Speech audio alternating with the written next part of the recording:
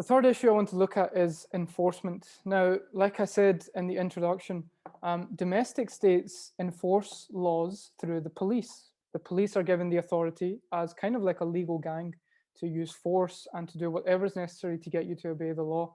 In international law, there is no international police. No country can phone the international police force and tell them to come and stop another country from invading them or to apply international law. The idea is that, in a perfect world, that states consent to the law and they always follow the law, but that's never the case. UN peacekeepers have been deployed, but that's not international police. UN peacekeepers are literally peacekeepers. They can only act in self-defense. They're there to calm hostilities between fighting parties. They're not there to take a side or to enforce law or anything like that. You could argue that the US sometimes acts as an international police force. Again, is that a good thing? Probably not. It's made mistakes in the past.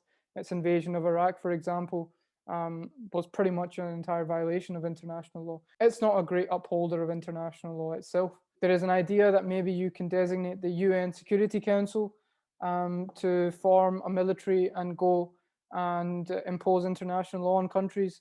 Well, that's okay if, for example, Botswana violates international law. But what if China violates international law? What if the US violates international law?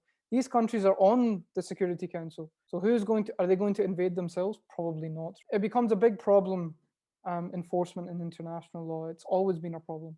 And so the only way really to enforce this is simply to trust that states will uphold their laws and obligations. And probably the only way to do that is to make international law favorable. So as long as it's, keeping peace in the world, as long as it's making people rich, as long as people are happy, people will follow law. If not, then that becomes a problem.